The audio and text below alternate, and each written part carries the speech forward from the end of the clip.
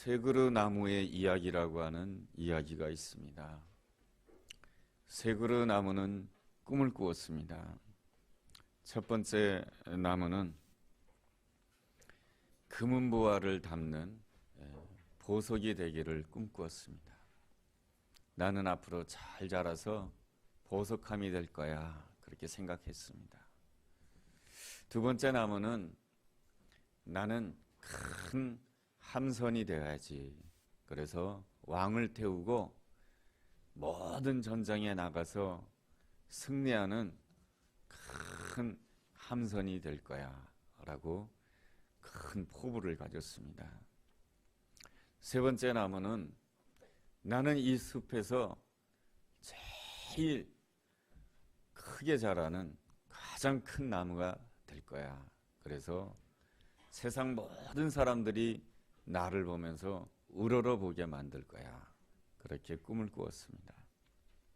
세월이 지났습니다. 이 세 그루의 나무는 어떻게 됐을까요?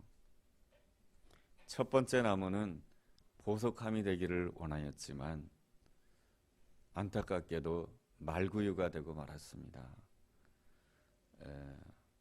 아주 점잖은 말로 말구유고 또 무식한 말로 말밥통이 된 것이죠.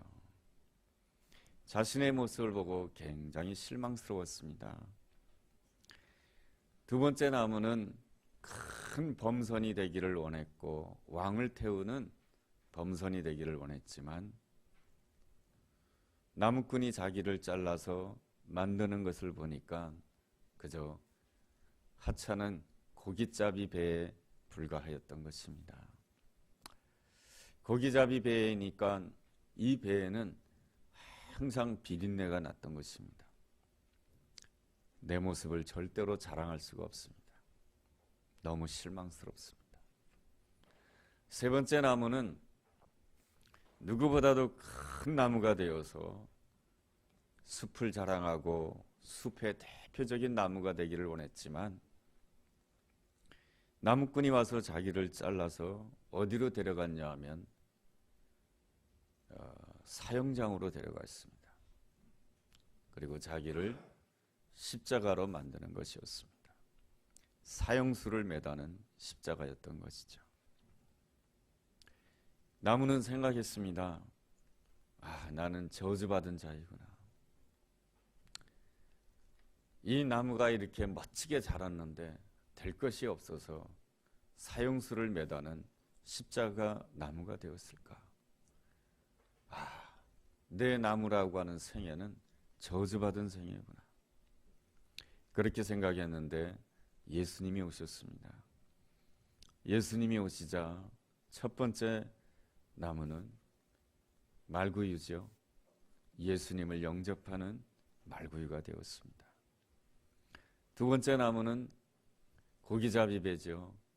예수님께서 그 고기잡이 배에 올라서 말씀을 전하는 아름다운 도구가 되었습니다.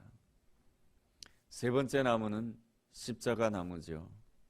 내 인생이 그건 인생이 아니죠. 나무의 생애가 저주받은 생애라고 생각했는데 예수님께서 그 십자가 위에서 달리시자 그 십자가는 저주의 상징이 아니고 용서의 상징이 되었고 축복의 통로가 되었습니다. 이 세 그루 나무를 본다라고 한다면 어느 나무도 자신들이 원하는 뜻대로 된 나무는 하나도 없습니다. 그러나 예수 그리스도를 맞이하게 되었을 때, 예수 그리스도를 환영하게 되었을 때 그 나무들은 다 하나님의 계획 안에서 아름답게 쓰임받는 복된 나무가 된 줄로 믿습니다.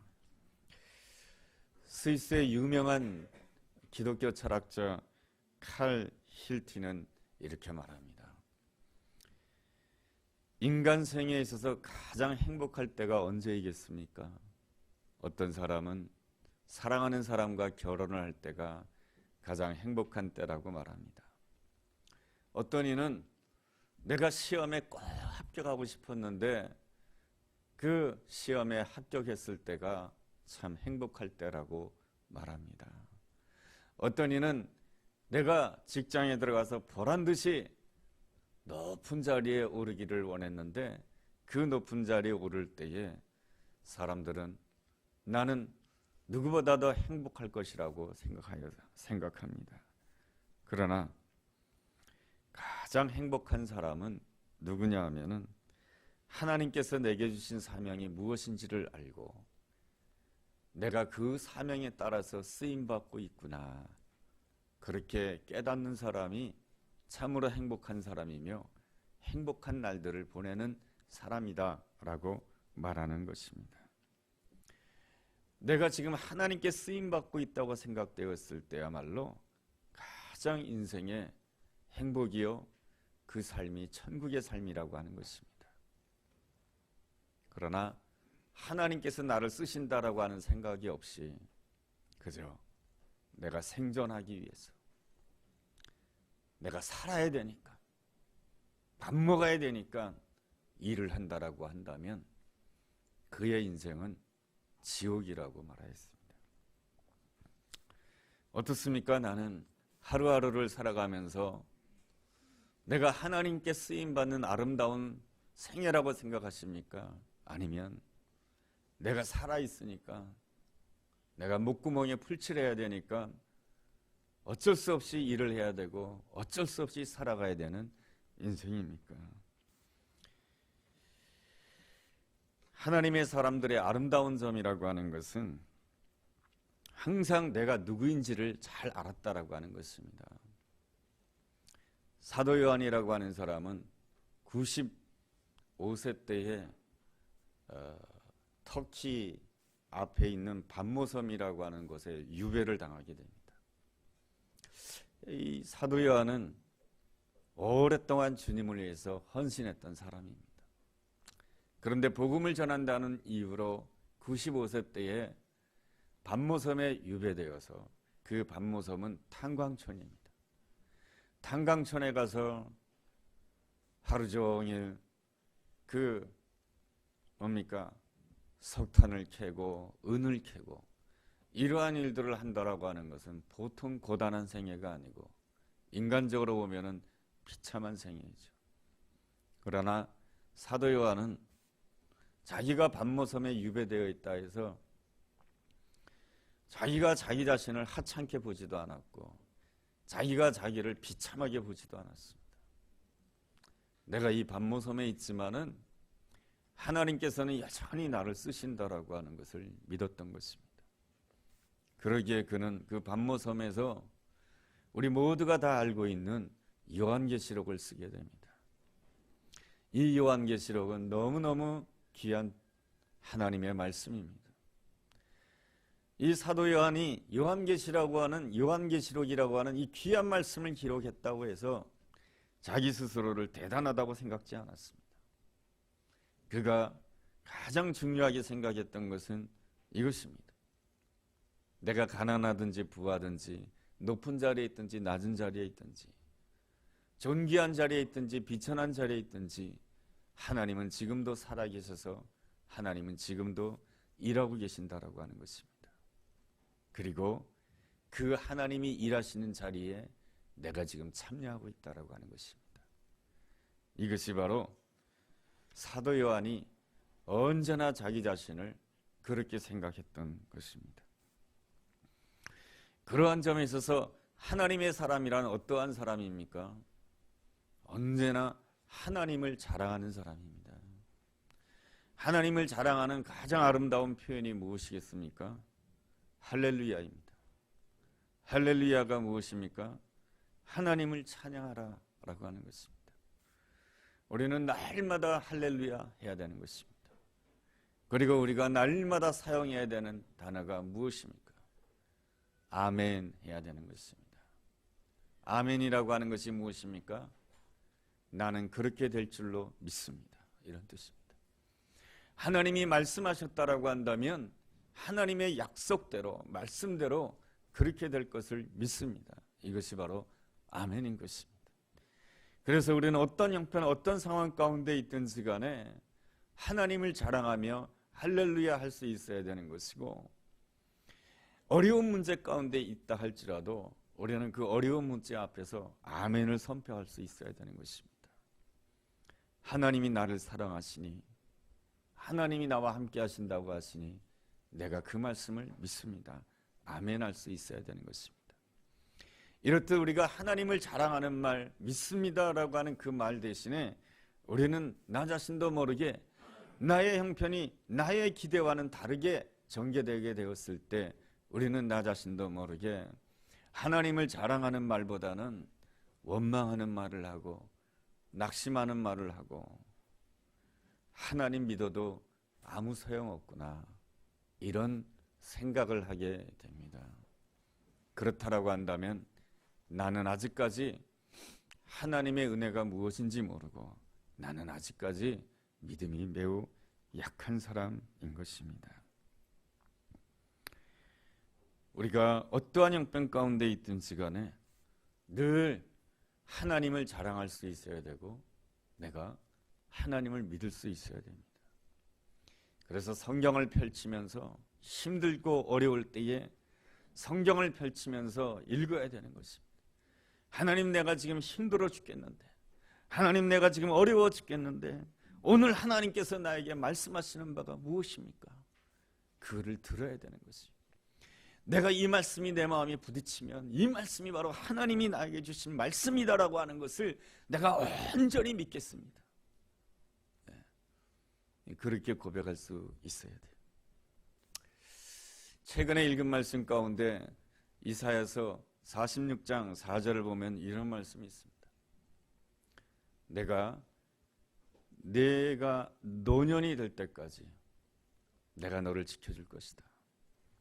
그렇게 말씀해 주시면서 이렇게 말씀해 주십니다. 내가 너를 지었다. 내가 너를 업었다. 내가 너를 품었다. 내가 너를 구할 것이다. 네 가지 단어로 이사야서 46장 4절을 보면 하나님께서 하나님의 백성을 축복해 주시는 말씀을 볼 수가 있습니다. 내가 너를 지었기 때문에 내가 너를 업을 것이다. 내가 너를 업어서 이날 때까지 양육했다. 그리고 내가 너를 품을 것이다. 네가 못났다 할지라도 내가 품을 것이다. 너에게 부족함이 있다 할지라도 내가 너를 품을 것이다. 네가 부족하고 못나고 어리석은 짓을 했다 할지라도 내가 너를 품을 것이다. 그리고 네 번째 단어가 내가 너를 구할 것이다. 이런 말씀. 참, 이 말씀 그냥 건너뛰면은 잘 모르지만 곱씹어 보면 참 아름다운 말씀입니다. 여러분들도 한번 그 이사야서 46장 4절을 한번 읽어보시기 바랍니다. 노년이 될 때까지 내가 너를 책임질 것이다. 참 아름다운 말씀이에요. 오늘 말씀은 스데반의 설교가 기록된 말씀입니다. 사도행전 7장 말씀이죠. 스데반이 이스라엘 백성들을 바라보면서 제일 안타까워했던 점이 있습니다. 그게 뭐냐면은 이스라엘 백성들이 하나님과 하나님이 보내신 자 예수 그리스도를 환영하지 않았다라고 하는 것입니다. 예수 그리스도란 누구입니까? 하나님의 약속인 것입니다. 무슨 약속입니까? 내가 반드시 너와 함께 할 것이다라고 하는 약속입니다. 무슨 약속입니까?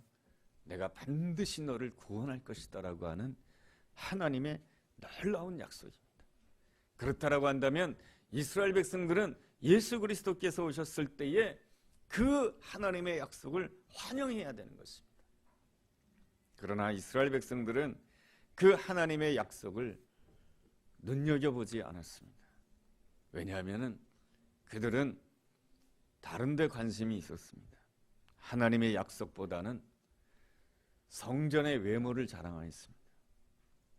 그리고 하나님의 계획보다는 내 계획에 너무 집착되어 있었습니다. 그러다 보니 예수 그리스도께서 이 땅에 오셨음에도 불구하고 그들은 예수 그리스도를 환영하지 아니했던 것입니다. 그들은 성전의 외모를 자랑하면서 하나님께서 내 계획을 이루어지기를 원했던 것입니다. 그러나 하나님께서 이스라엘 백성들에게 정말로 주시고자 했던 것은 하나님의 약속이었던 것입니다. 그런데 이스라엘 백성들이 그것을 알지 못하였던 것이죠. 그래서 스데반은 이 사도행전 7장 말씀을 통해서 이스라엘 백성들에게 전하고자 하는 간절한 메시지가 있었습니다. 그게 뭡니까? 왜 하나님의 약속을 받아들이지 않느냐라고 하는 것입니다. 왜 하나님의 말씀을 소중히 여기지 않느냐라고 하는 것입니다. 그러면서 우리의 믿음의 조상들은 그 어떠한 것보다도 하나님의 약속을 소중히 여겼다라고 하는 것을 이 사도행전 7장을 통해서 설명해 주고 있습니다. 믿음의 조상의 출발점이 누구입니까? 아브라함 아니겠습니까? 하나님께서 아브라함에게 주신 아름다운 약속이 무엇이겠습니까? 창세기 17장을 읽어본다라고 한다면 이러한 말씀이 있습니다. 내가 너의 하나님이 될 것이다. 내가 너의 하나님이 될 것이다 라고 하는 것은 항상 내가 너의 인생을 책임져 주겠다라고 하는 것입니다. 너와 너의 후손을 책임져 줄 터인데 그 약속에 대한 증거로서 무엇을 주시겠다고 약속해 주셨냐면 가나안 땅을 주시겠다라고 약속해 주셨습니다. 내가 너의 하나님이 된다라고 하는 그 증표로 내가 너에게 가나안 땅을 주시겠다라고 하는 것입니다. 이 땅을 주시겠다고 하는 것입니다. 이 땅을 가진다라고 하는 게 얼마나 중요한지 몰라요. 요즘 이제 신문을 보면은 크루드족이 있지 않습니까? 여러분, 크루드족이 인구가 3천만 명에서 4천만 명이라 합니다. 그 많은 인구가 있는데 안타깝게도 그들에게는 무엇이 없냐면 땅이 없습니다. 어떤 사람은 시리아 한 귀퉁이에서 살고, 어떤 크루드족은 뭡니까? 이라크 한 귀퉁이에서 살고, 어떤 크루드족은 터키의 한 귀퉁이에서 살아가고 있습니다. 그래서 터키 사람들은 이 크루드족을 싫어하고 내쫓으려고 하고, 시리아도 싫어하고 이라크도 싫어하고 다 싫어합니다.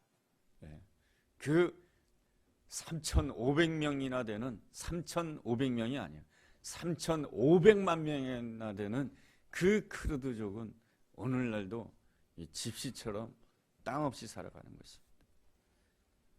이 땅 없이 살아간다고 하는 것이 참 굉장히 힘든 거예요.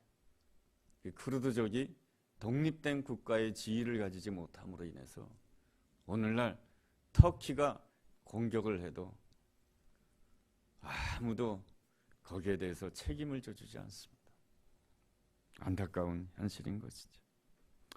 하나님께서는 이 아브라함에게 아들도 없는데 그 후손에게 무엇을 주시겠다고 약속해 주신 것입니까? 땅을 주시겠다고 약속해 주신 것입니다. 그것은 바로 하나님께서 이 아브라함을 통해서 하나님이 원하시는 새로운 나라를 건설하고 싶어 했던 것이죠. 그런데 말이죠, 우리가 사도행전 7장 5절을 읽어보면 이런 말씀이 있어요. 그러나 여기서 발붙일 만한 땅도 유업으로 주지 아니하시고 다만 이 땅을 아직 자식도 없는 그와 그의 후손에게 소유로 주신다고 약속으로 주셨다라고 하는 것입니다. 이 땅 주실려랑 이러면 그냥 땅 탁 주면 되는 것이지 왜 또 약속을 주시고 또 뭡니까? 발붙일 만한 땅을 한 평도 주지 않았다라고 하는 것입니다. 여러분, 여기서 우리가 하나님이 어떻게 일하신지를 잘 알 수가 있습니다. 하나님은 약속을 주시고 그 약속을 받을 만한 사람으로 만든 다음에 그 약속이 현실이 되게 만드십니다. 이 하나님의 약속은요, 거저 주어지는 것입니다.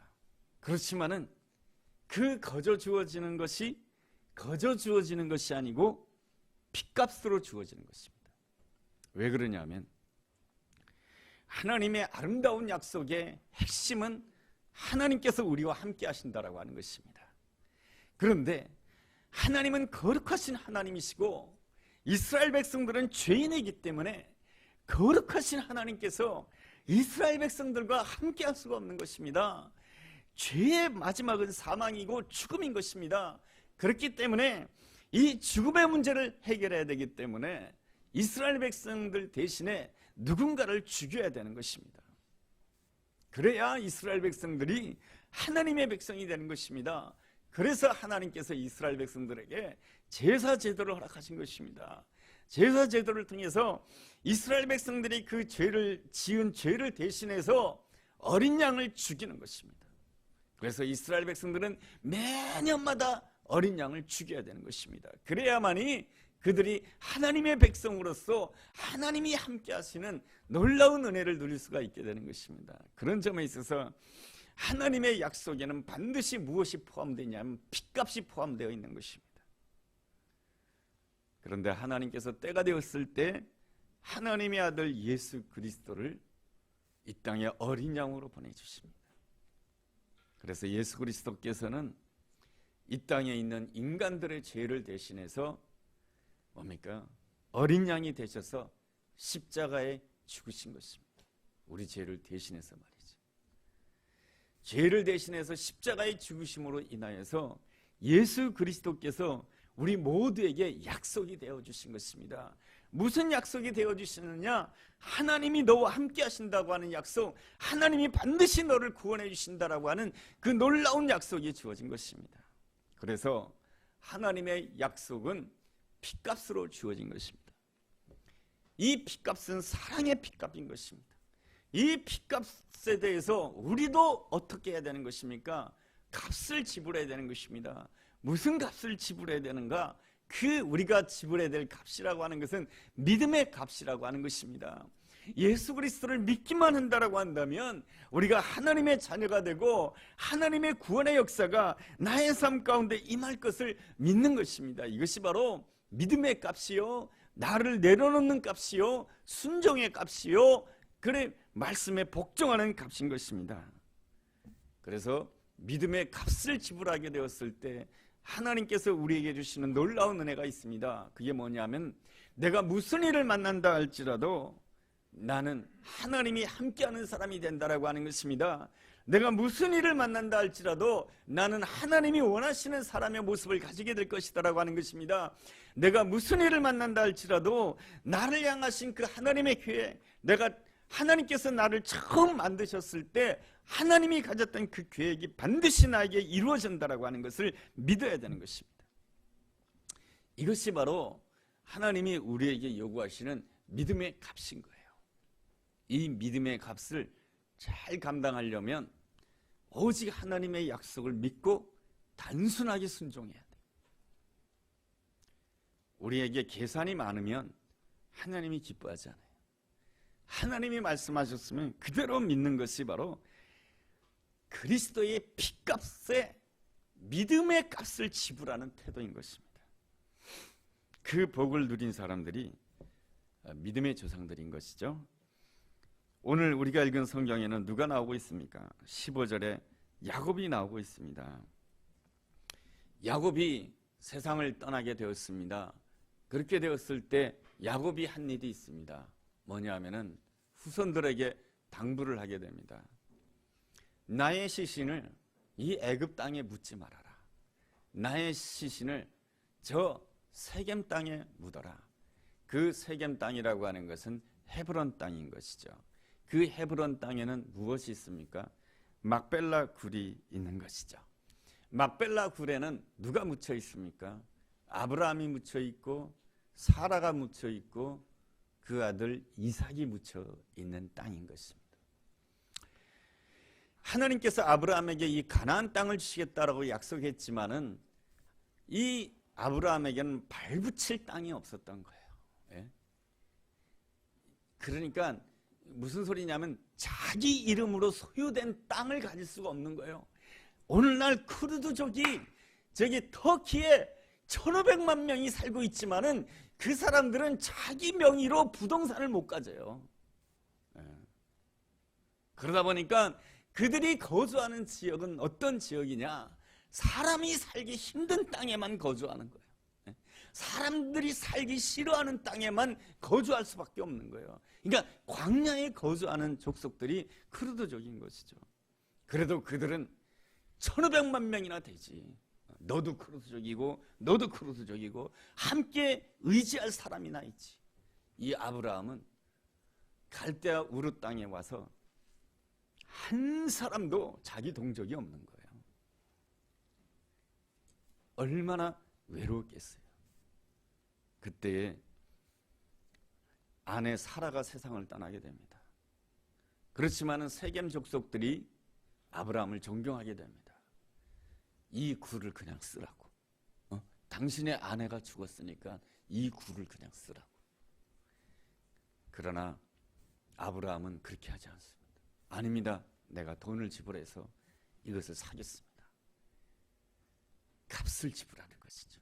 왜 값을 지불하는 것입니까? 하나님께서는 나에게 약속해 주셨다라고 하는 것입니다. 갈대아 우르 땅을 떠날 때 하나님께서 이 가나안 땅을 나에게, 내 후손에게 주겠다라고 약속했다라고 하는 것입니다. 그래서 이 아브라함은 은 400세겔을 들여가지고 이 은 400세겔이 요즘 가치로 얼마나 되는지는 잘 모르겠어요. 계산은 못 해봤는데 어쨌든 거기에 합당한 돈을 주어가지고 땅을 사서 사라를 그곳에 매장을 하게 됩니다. 왜 그렇게 한 것입니까? 여기는 하나님이 주신 땅이기 때문에 믿음으로 값을 치른 것입니다. 믿음으로 값을 치르게 되었을 때에 후손들도 어떻게 하라고 요구하는 것입니까? 너희들도 하나님의 약속이 너희들에게 주어져 있지만 믿음으로 값을 지불해야 된다라고 하는 것입니다. 그래서 야곱도 자기가 죽게 되었을 때 후손들에게 값을 지불하라고 하는 것입니다. 내 시신을 이 애굽 땅에다가 매장하지 말고 피라미드 속에다가 넣지 말고 내 시신을 저 막벨라 굴에다가 집어넣으라고 하는 것입니다. 여러분, 에집트에서 이 가나안 땅까지 시신을 옮긴다라고 하는 것이 요즘처럼 자동차가 있으면 빨리 가겠지만은 그 시신을 옮긴다라고 하는 것이 얼마나 힘든 일이에요. 그래도 하라고 하는 것입니다. 사실은 야곱의 입장에서는 이렇게 생각할 수가 있었습니다. 내 아들들 중에 똑똑한 아들 요셉이 애굽의 총리가 되었고 그 똑똑한 아들 하나 때문에 다른 아들들이 다 자기 직장을 가졌어요. 그 똑똑한 아들 하나 때문에 다른 아들들이 다 살 집이 있었어요. 야, 이 정도 되었으면 내가 하나님의 축복을 받은 사람이다.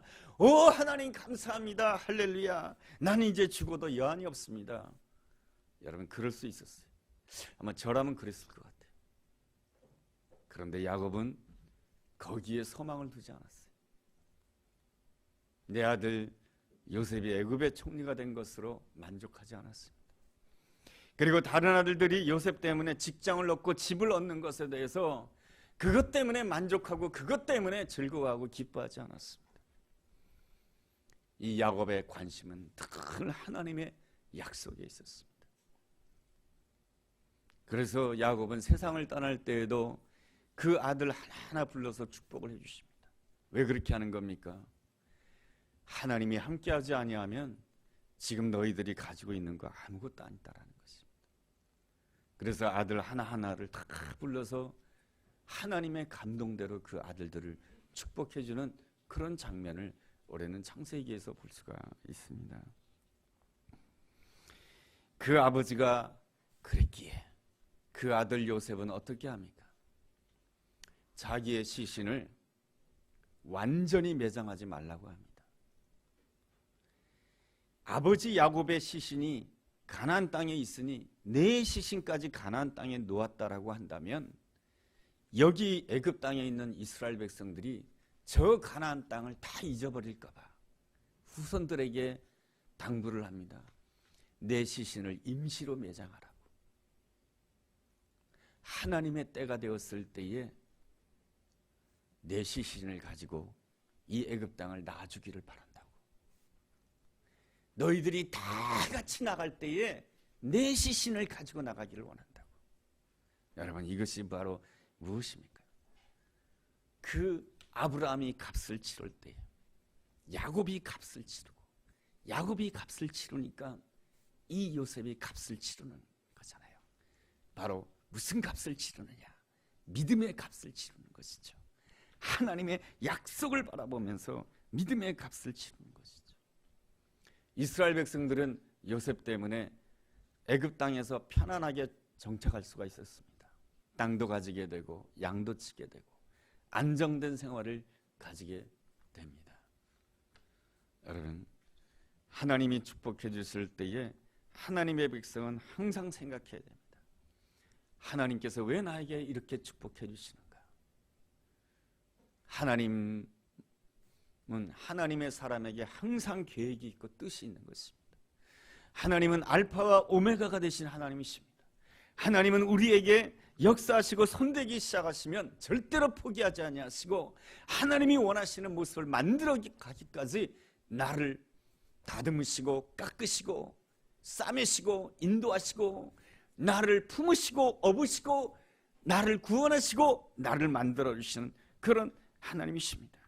이유는 딱 한 가지입니다. 하나님이 원하시는 새로운 나라를 만들기 위한 것입니다. 하나님의 말씀에 복종하는 그런 나라를 만들기를 원하시는 것입니다. 그러나 이스라엘 백성들은 모든 것이 편안해지자 애굽 땅에서 그냥 살기를 원했습니다.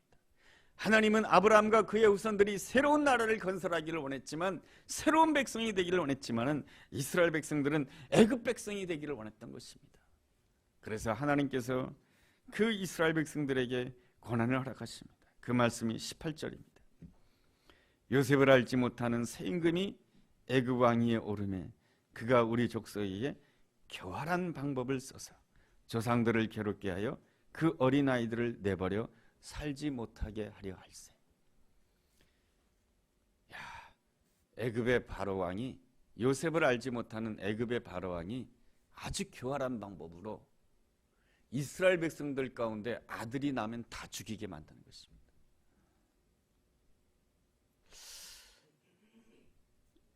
막 그냥 피라미드 건설하고 애굽의 궁궐을 건설하느라고 히브리 백성들을 노예로 만든 것까지는 이스라엘 백성들이 견딜 수 있어요. 근데 뭘 견디지 못하느냐? 아들 죽이는 거는 견디지 못하는 거예요. 아들을 낳기만 하면은 애굽인들이 다 죽이는 거예요. 왜 그렇게 합니까? 정말 하나님은 말이죠, 하나님의 일을 함에 있어서 우리로 하여금 꼼짝달싹도 못하게 만들어요. 그러니 이스라엘 백성들은 애굽을 떠날 수밖에 없어요. 내 아들이 죽는데 떠나야지 어떻게? 내 아들이 죽는데 떠나야죠. 여러분, 그때가 돼서야 이스라엘 백성들은 어떠한 신앙을 가집니까? 부르짖는 신앙을 가져요. 그 부르짖는 신앙은 시편 42편 1절에 이렇게 기록되어 있습니다.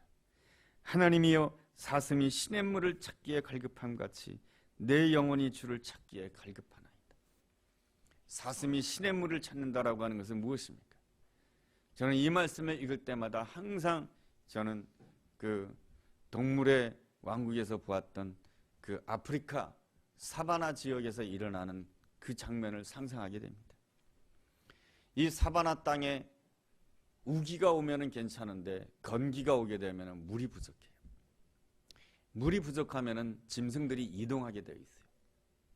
루떼나 사슴이나 이런 때, 뭐 사슴이라고 말하진 않아요. 거기에 뭐 루떼 뭐 이런 짐승들이 이동을 해요. 이동을 해서 어디로 가게 됩니까? 물가로 가게 돼요. 그러면 그 물가에는 누가 대기를 하고 있냐면 악어가 딱 대기를 하고 있어요. 그리고 그 물가에는 또 누가, 길목에는 누가 딱 조그마한 나무 뒤에 누가 숨어 있냐 하면은 사자가 딱 숨어 있어요. 루떼가 일로 온다는 거 알거든요. 그러니까 오게 되면은 루떼를 잡아먹으려고. 그리고 악어는 눈만 살짝 꺼내놓은 다음에 물속에서 기다리고 있어요. 그러면 루떼가 물속에 안 들어올까요? 다 들어와요. 왜냐하면은 사자한테 주거나 악어한테 주거나 물을 마시지 못해서 주거나 죽기는 매한 가지. 그렇기 때문에 물속에 들어오는 거예요. 죽어도. 바로 하나님께서는 이스라엘 백성들로 하여금 이런 지경까지 몰아가요. 이 하나님이 만드신 이 자연의 섭리를 보면 이 하나님이 일하시는 방법이 뭐예요? 우리는 하나님을 향해서 잔인하다라고 할 수 있을 터인데, 또 우리 자신을 보면요, 그런 상황이 아니면 하나님께 부르짖지 않아요. 또 그런 상황이 아니면 애굽 땅을 떠날 생각을 1%도 안 가져요. 모든 게 다 편안한데 왜 떠나요? 그러나 아들이 죽는 비극 속에서는 떠날 수밖에 없어요. 그들은 부르짖을 수밖에 없고 떠날 수밖에 없었어요. 바로 그때에, 그렇게 부르짖을 때에 하나님이 일하십니다. 여러분, 그게 20절 말씀이에요. 20절에 이런 말씀이 있어요. 그때에 모세가 낳는데, 여러분, 그때란 언제입니까? 아들이 태어나기만 하면은 애굽의 군인들이 잡아다가 죽이는 그러한 때입니다. 가장 절망스러울 때, 가장 고통스러울 때 누가 태어납니까? 모세가 태어납니다. 이게 무슨 뜻입니까? 하나님이 일하신다라고 하는 것입니다. 내가 가장 가슴이 아플 때에 하나님이 일하신다라고 하는 것입니다. 우리에게 가장 큰 축복은 얼마나 편안한 자리에 있느냐, 얼마나 힘든 자리에 있느냐, 그것이 아니고요, 하나님이 일하실 때에 내가 그 하나님의 일하심에 뛰어드는 사람이 되어야 돼요. 그 하나님의 일하심에 뛰어드는 자가 되기 위해서는 어떻게 해야 됩니까? 21절이 첫 번째 해답입니다.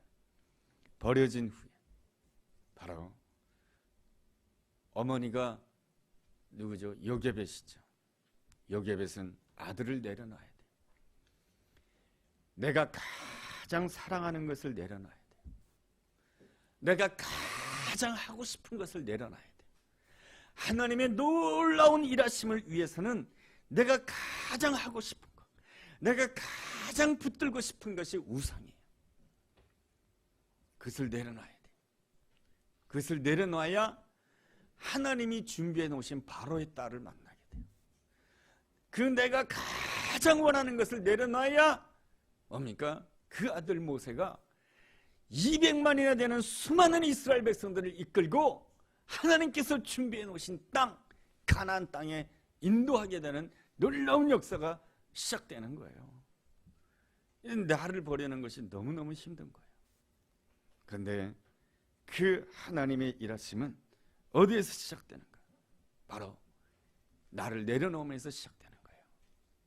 두 번째로는 내가 나그네임을 철저하게 깨달을 때에 하나님의 일에 참여할 수가 있는 거예요.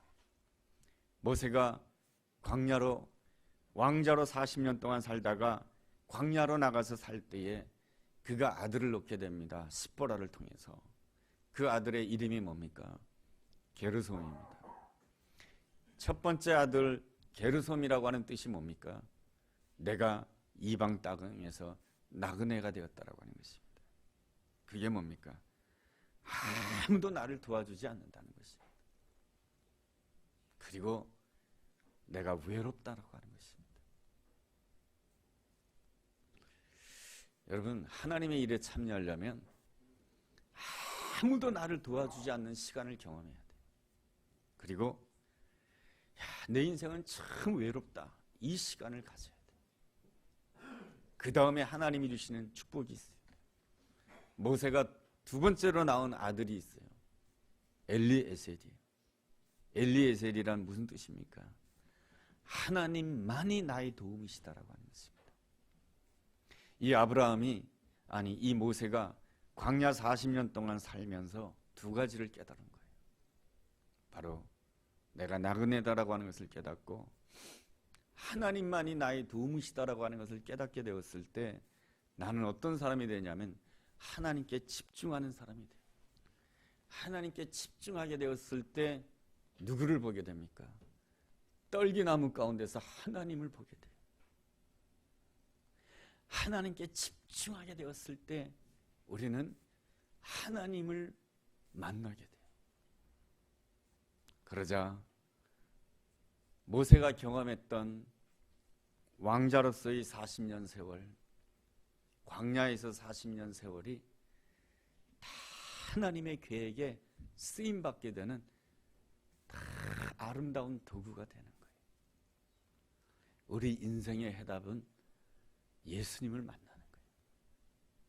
예수님을 만나면 지난날에 내가 부끄러웠던 일, 남에게 말하고 싶지 않았던 부끄러운 일, 예수님을 만나게 되면 내가 못났던 그 시간들, 그리고 또 잘났던 시간들, 내가 성실했던 시간들, 내가 놓쳤던 시간들, 그 모든 것들, 왜 내 인생은 그렇게 힘들까? 내 인생을 왜 이렇게 고단할까? 했던 그 모든 시간들이 다 무엇을 위한 시간이 되냐면은 하나님의 계획 안에서 하나님께 쓰임받는 시간들이 되는 거예요. 여러분, 내가 정말로 싫어했던 그 시간들도 하나님께 쓰임받는 시간이 된다면 얼마나 기쁘겠습니까? 베드로 같은 경우에 정말로 자기 인생 역사에서 지우고 싶었던 시간이 뭡니까? 예수님을 3번씩이나 부인했던 시간인 자기 인생에서 지우고 싶었던 부끄러운 시간들이에요. 그러나 그가 부활하신 예수님을 만나게 되었을 때 그 시간들은 주님의 복음을 전하기 위한 기가 막힌 도구가 되는 거예요. 여러분, 막달라 마리아 같은 경우에는 간음하다가 현장에서 딱 걸렸어요.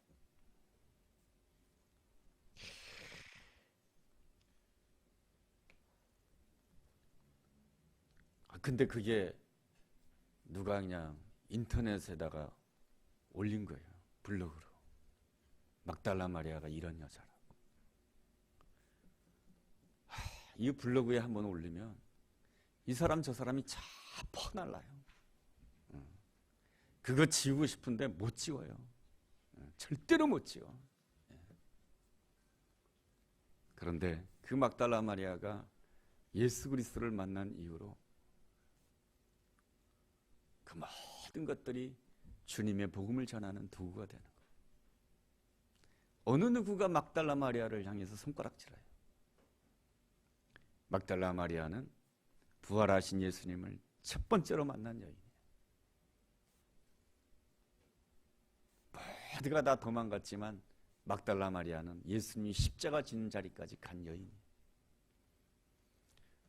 우리는 오늘도 그 막달라 마리아를 기억하고 있습니다. 우리가 기억하는데 하나님이 기억하지 않겠습니까? 우리가 그 이름을 좋은 이름으로 기억하고 있는데 하나님께서 그 이름을 좋은 이름으로 기억하지 않겠습니까? 하나님께 쓰임받는 우리. 오늘 이 시간에 하나님이 우리에게 주시는 말씀은 딱 한 가지입니다. 집중력을 회복하라는 것입니다. 하나님을 향한 집중력을 회복해야 하나님을 만날 수 있고, 하나님을 만나야 내 지난 시간들도 아름다워지는 것이고, 지금도 아름다워지는 것이고, 내 미래도 아름다워지는 것입니다. 기도하겠습니다.